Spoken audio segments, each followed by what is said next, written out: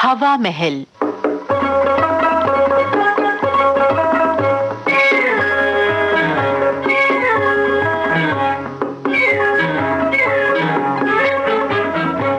हवा महल में आइए आज आपको सुनवाते हैं झलकी हमदर्द।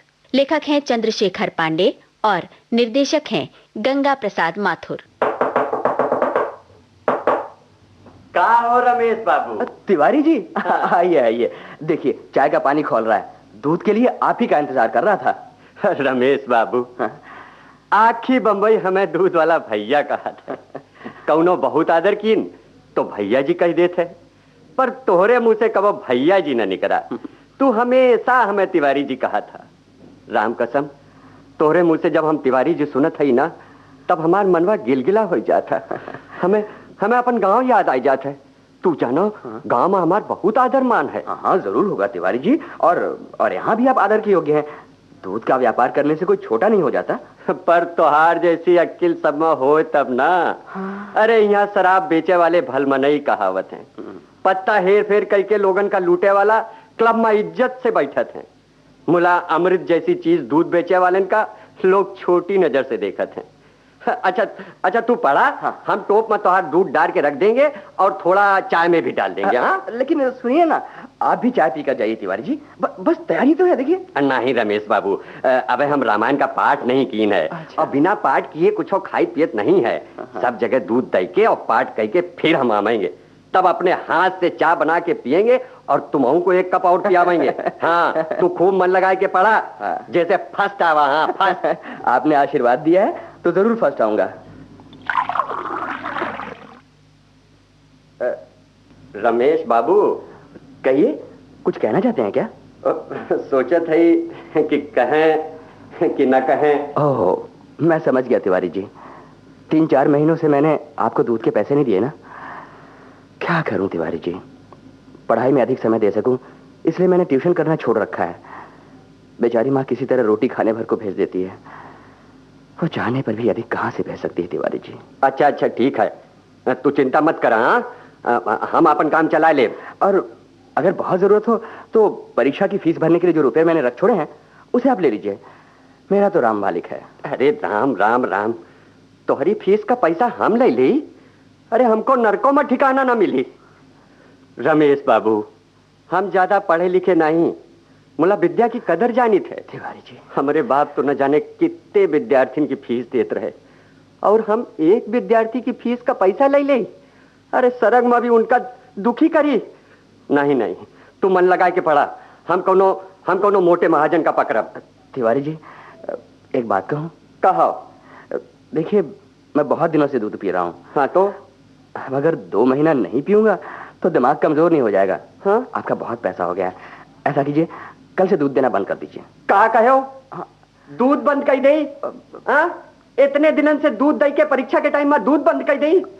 राम कसम, फिर ऐसा कबो कहो ना तो तू जाना, हमार गुस्सा बड़ा खराब हो। हाँ फिर ना हम सोचब कि तू ईए में पढ़ा था कि बीए में पढ़ा था कि सीए में पढ़ा था। एक झापड़ लगा दे। हाँ आप मुझसे बड़े हैं तिवारी जी, आपका झापड़ भी मेरे लिए आशीर्वाद का काम करेगा। ए रमेश बाबू, तू हमार छोटा भाई के समान हो। गलत, एकदम गलत। कैसे?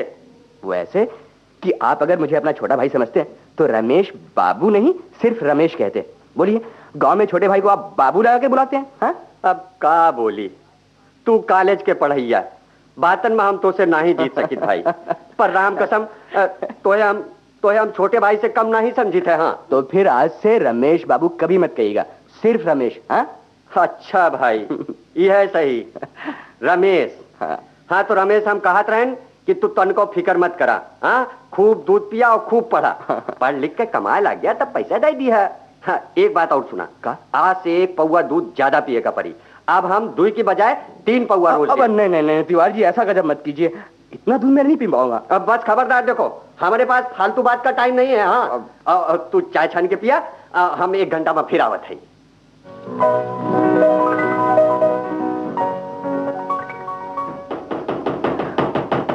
कौन? अंदर आइए, दरवाजा खुला है। अरे सेठ लक्ष्मीचंद जी, आइए बैठिए, बड़े अच्छे मौके पे आए। लीजिए, चाय तैयार है। लो अच्छी कही।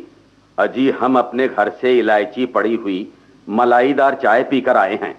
तुम्हारी इस पाउडर की चाय को तो सूंघने से ही हमारी तबीयत खराब हो जाती है। जरा उधर ही रखो इसे। आपकी मर्जी। वैसे पूछना मेरा धर्म था।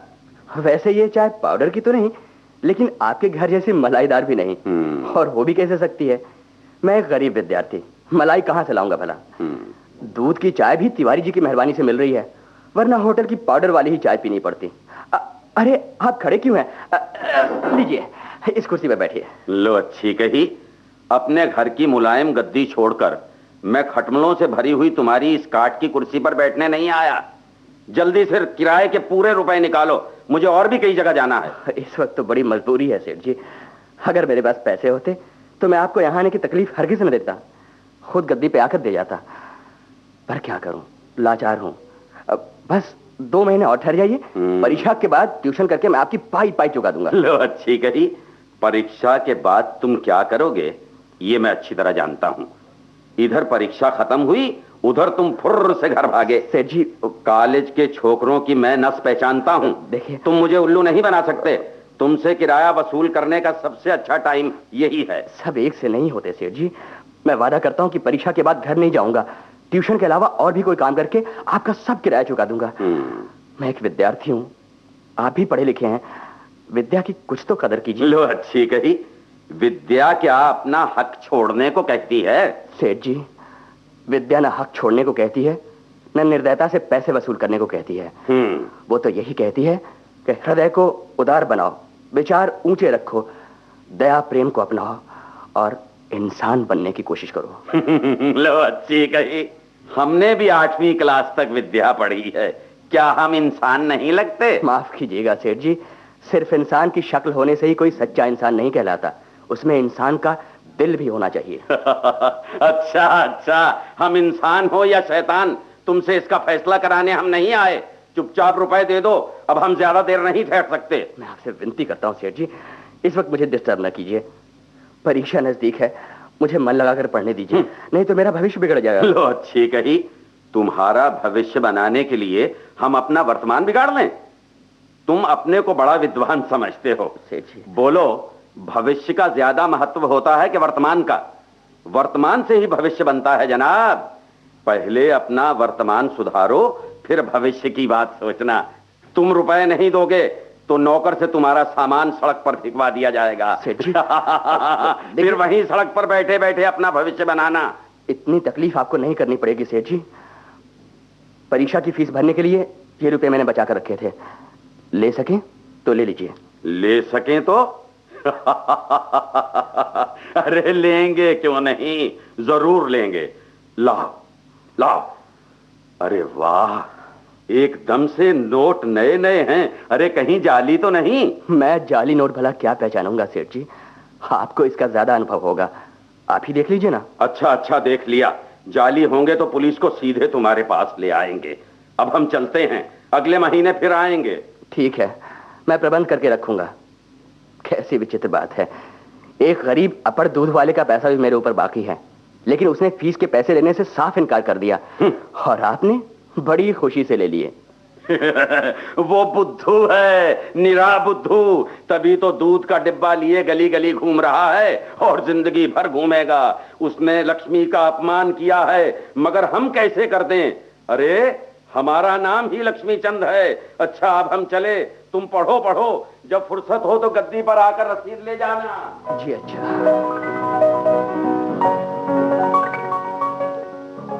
हेलो रमेश। अरे इस तरह उदास क्यों बैठे हो? क्या बताऊं किशन, सितारों की गर्दिश है यार। अरे यार, आसमान के सितारों की बात छोड़, चल आज तुझे जमीन के सितारे दिखाऊं। जमीन के क्या मतलब? मैटनी शो में एक ऐसी पिक्चर लगी है जिसमें टॉप के 5 हीरो और उतनी हीरोइन हैं। यानी एक टिकट पे 5-5 पिक्चर का मजा। बालकनी की 5 टिकट लाया हूं, उसमें से एक तेरा भी है। चलो जल्दी से तैयार हो जा, पहले होटल में कुछ खाएंगे पिएंगे, उसके बाद शो देखेंगे। नहीं, मुझे माफ करो किशन, मैं शो देखने नहीं जा पाऊंगा। हाँ भाई, जानता हूँ भाईजान, इम्तिहान करीब है और आपको बहुत पढ़ना है क्योंकि फर्स्ट आना है, लेकिन इसका मतलब ये तो नहीं कि हंसना बोलना घूमना फिरना बिल्कुल छोड़ दिया जाए। अरे जानते हो, दिमाग को ठीक रखने के लिए रिक्रिएशन बहुत जरूरी है, बहुत जरूरी है। वो सिर्फ तुम्हारे लिए, जिसके पिताजी सारे खर्च के अलावा 200 रुपए महीना सिर्फ जेब खर्च भेजते हैं। हम गरीबों का रिक्रिएशन से क्या वास्ता भाई? अरे मगर तुम्हें पैसा खर्च करने के लिए कौन कहता है? मैं तो हुजूर के सिर्फ 2.5 घंटे का समय मांग रहा हूँ, जिसके लिए मैं बड़ा एहसानमंद हूँगा। अच्छा। अब चलो उठो, देर मत करो। बाकी 3 दोस्तों को होटल में बैठा कर आया हूँ। देखो भाई, जिद ना करो। एक तो परीक्षा के समय पिक्चर देखने के लिए मेरे पास समय नहीं है, दूसरे मेरे ऊपर बहुत बड़ी मुसीबत आ पड़ी है। मुसीबत? कैसी मुसीबत? यार, परीक्षा की फीस भरने के लिए जो रुपए मैंने बचा रखे थे वो सब अभी अभी सेठ लक्ष्मीचंद किराए के खाते में ले गया। क्या? लक्ष्मीचंद ले गया? हाँ। बड़ा बेरहम है मैं। तुमने बताया था कि ये फीस के रुपए हैं। हाँ, बताया तो था। तो भी ले गया? रुपए लेते उसे शर्म नहीं आई? खैर, उसकी बात छोड़ो। तुम चाहो तो कल मेरी फीस भरी जा सकती है। मैं? हाँ, बाद में मैं रुपए चुका दूंगा। अब मैं क्या बताऊं यार, इस महीने मैंने 2 पैंटें सिलवा ली हैं। अब सिर्फ थोड़े से पैसे फुटकर खर्च के लिए रह गए हैं। तो हाँ, बाकी अगले महीने घर से मनी ऑर्डर आने पर मैं तुम्हें जरूर दे सकता हूँ। मगर फीस तो कल भरनी है। फॉर्म भरकर मैंने तैयार कर रखा है। अब फीस न भरी गई तो परीक्षा में बैठ नहीं पाऊंगा। तार वाला। तार? किसका तार है? रमेश चंद वर्मा। रमेश, तेरा तार लाइए। कहाँ साइन करूं? यहाँ। रमेश, जल्दी खोलो। कहाँ से आया? सब खैरियत तो है? गांव के पड़ोसी ने तार दिया है। लिखा है माँ बहुत बीमार है, जल्दी आओ। मगर मैं जाऊं कैसे? मेरे पास तो भाड़े के भी पैसे नहीं। अब किशन, मेरी मदद करो दोस्त, मुझे 35 रुपए दे दो, मैं घर चला जाता हूँ। रमेश, वो इस वक्त तो इतने रुपए मैं दे नहीं पाऊंगा। क्यों? तुम होटल में सबको खिलाने पिलाने वाले थे, चाहो तो उस प्रोग्राम को कैंसिल कर सकते हो। आई एम सॉरी रमेश, दोस्त लोग वहाँ खाने पे इंतजार में बैठे होंगे। मैं किस मुंह से जाकर कहूँगा खाने पीने का प्रोग्राम कैंसिल, क्योंकि मेरी जेब में पैसे नहीं है। मगर तुम्हारा घर जाना भी बहुत जरूरी है। ऐसा करो रमेश, मैं कल तुम्हें पैसे दे दूंगा, तुम कल चले जाना, क्या फर्क पड़ता है? उस फर्क को तुम नहीं समझोगे किशन, क्योंकि पैसे की छूट ने और मौज शौक ने तुम्हें हृदयहीन बना दिया है। कोई बात नहीं रमेश, तुम मेरे क्लास फेलो और दोस्त भी, कुछ भी कह सकते हो। पर यार, मैं अपने खर्च में से ज्यादा 10 रुपए की गांठ छट कर सकता हूँ। अब ये रहा 10 का नोट, मैं चलता हूँ, टाइम हो गया है, बाय।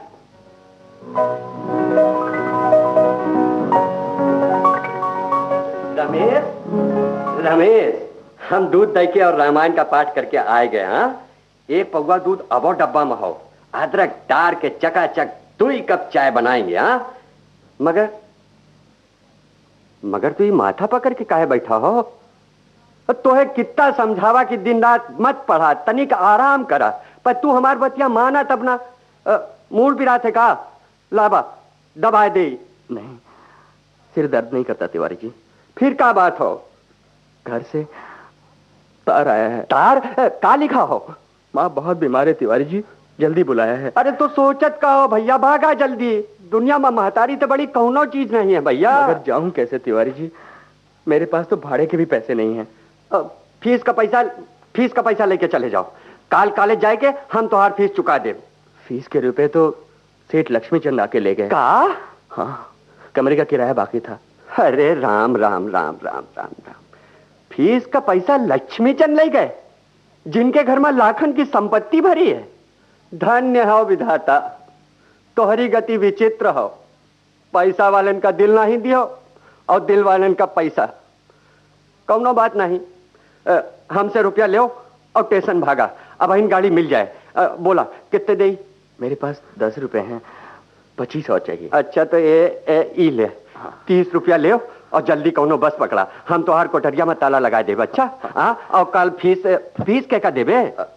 ये फॉर्म लीजिए। हाँ। इसके साथ दफ्तर का क्लर्क फीस ले लेगा। हाँ ठीक है, और आज जाए के अम्मा की सेवा करा। हाँ, और 2-3 किताब साथ में ले जा, मौका मिले तो पढ़त रहो। हाँ, और कोनो बात की चिंता ना करो। हाँ, और पैसा की जरूरत हो ना तो हमका लिखो।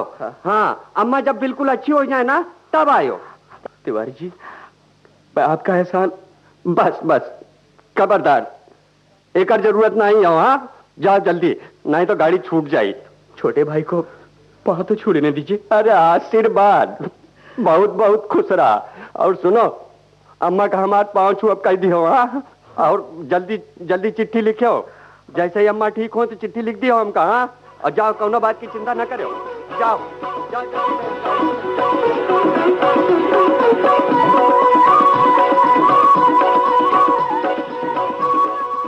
हवा महल में आज आप सुन रहे थे झलकी हमदर्द। लेखक थे चंद्रशेखर पांडे, निर्देशक गंगा प्रसाद माथुर। ये विविध भारती की प्रस्तुति थी। अब आज का हवा महल कार्यक्रम समाप्त होता है।